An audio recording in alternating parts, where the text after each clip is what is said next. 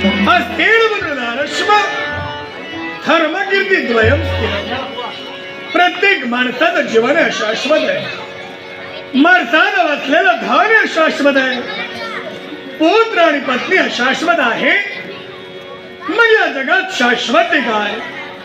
माणसाला आचरणात उतरलेला धर्म आणि संपादन केलेली कीर्ती, त्या कीर्तीच्या उच्चतम शिखरावर मानानं विराजित होण्यासाठी आणि आज मी तिथवर जगण्यासाठी आम्ही तत्व धरलो. शांती तुल्यत बोनास्ती तो शांत परम सुखम नास्ती दृष्टा बरोबर भिन्नच धर्मो न क्षमेसारखं तप नाही, दयेसारखा धर्म नाही आणि तृषेसारखा महारोग नाही. या तिन्ही गोष्टींचा चांगला विचार करून राजसिंहासनी मी अधिष्ठित झालो. आमचा मात्र पितृ देवतेच्या मुखावर बाहेर पडणारे मुखोद्गार होते.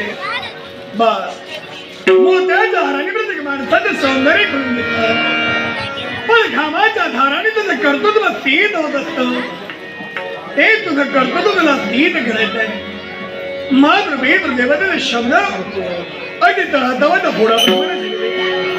12 वर्षाचा प्रदीर्घ काळ गुरु आश्रमी घालविला. सर्व विद्याभ्यासात पारंगत झालो. शस्त्रकलेला मी निपुण झालो आणि 12 वर्षाच्या प्रदीर्घ काळानंतर पुरुष राज्यात आगमन झालं. आम्हाला राज्याभिषेक करण्यात ठरवण्यात आलं. शुभवेळ शुभमुहूर्त वेदात क्षणात श्रवण ब्रह्मांड यांचं राजप्रासादी उपस्थित होते. सप्त सिंधूचं जल मस्तकी सिंचन करण्यात आलं. हा दैदिक पंचलोकीचं मस्तकी प्रदान करण्यात आला आणि राजप्रासाद एक त्याला सगळं बाहेर लागला. राजाधिराज शौर्य महाराजांचा जयकार असो. राजाधिराज शौर्य महाराजांचा जयकार असो. करण्याची दिशा शांत झाली. जबाबदारीची जाणीव मला होऊ लागली. अगदी तक्षणी कर्माची सारी सूत्र आम्ही आमच्या हस्ती घेतली. राज तत्वाची प्राणपलीकडे मी सांभाळू लागलो. परस्त्री माते समान, पर धन मना समान आणि प्राण केले अरे परमेश्वरा, ही सारी किमया गुणाचे केंद्र फक्त तुझी. आणि मुळारंभी कोण असेल आमचे गुरु माऊली कळाचा गुरु म्हणून आम्हाला केलेला उपदेश होता.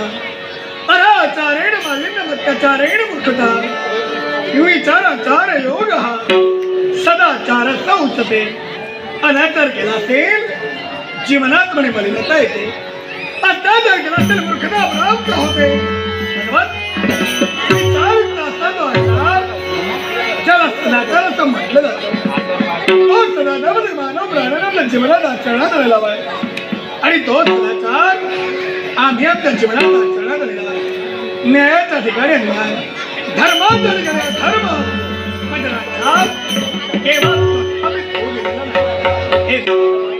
तुझा श्रीमंत भेद गमन कृपेद शिरस्तार माझ्यात नव्हे.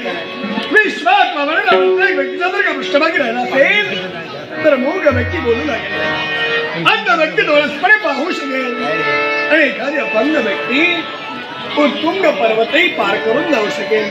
म्हणून देवा, या मानवतेला सदैव सुख मिळावं एवढी तुझ्या चरणी माझी मनोभावे प्रार्थना. जगी